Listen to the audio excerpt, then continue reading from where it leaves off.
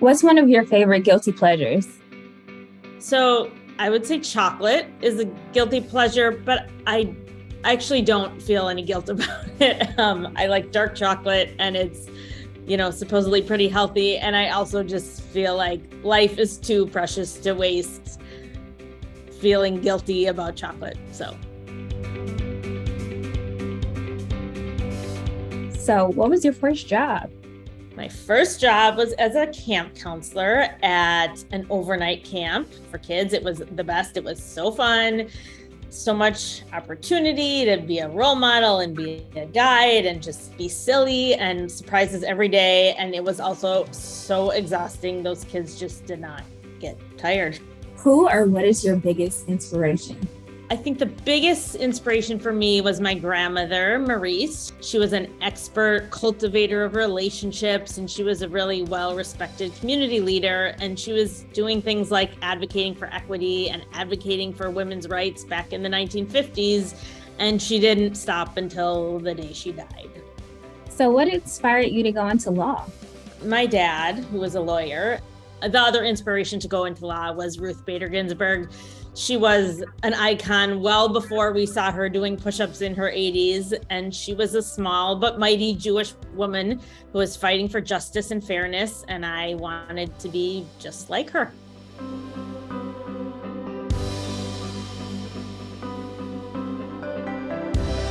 If you're comfortable, do you mind sharing a little bit about yourself? Sure. So I was born and raised in St. Paul, as were my parents, as were my grandparents. And the generation that came before that was from Eastern Europe. My family came here and they started with nothing really, and they built a life and they built a community. And so my roots here are deep, certainly, but I think about that immigrant history and that immigrant story in my family often. Most people in Minnesota were immigrants or come from people who are immigrants. And I think were we all to be mindful of that all the time, it would probably change how we treat our newer immigrant communities. So that's something that I'm very mindful of, I would say. So how does your identity tie into your work? In Judaism, we have a teaching that says it is not your responsibility to finish the work of perfecting the world, but neither are you free to desist from it. And so another way to think about that is you can't do everything, but you can do something. That's top of mind for me. And the organizations that I've chosen to get involved with have really at their core an acknowledgement that we are part of a community and we must take care of one another and we must give voice to the voiceless and promote dialogue and discussion and reach out and build and sustain relationships. How did you get involved with the foundation? So I first got involved with the foundation initially, actually as a donor advised fund holder. As a volunteer, I got involved by joining the Community Impact Committee, which is where I had the chance to really see the breadth and the depth of the organizations that the foundation supports and the ways that it does so. And that really blew me away.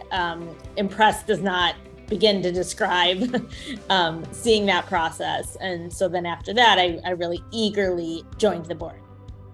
I'm curious of what your thoughts are on our mission and impact here in St. Paul and Greater Minnesota. Again, having spent all my life in Minnesota, I've really, I would say, seen firsthand the impact of the foundation. It's touched, thousands upon thousands upon thousands of lives, directly and indirectly. In terms of the mission, I would say kind of, coming up with a theme here a little bit, but the commitment to inspiring generosity is probably what drew me most to getting involved. The ability to inspire others to give in ways that are meaningful to them has, an exponentially much greater impact than just one person and one family. Why do you think this type of work is so important in the world we live in today? There's a lot of denial about the historic lack of equity in our country, and perhaps especially in a place like Minnesota, where we really want to think of ourselves as nice. It's important to be paying attention and, noticing that the experience of some Minnesotans is not the experience of all Minnesotans.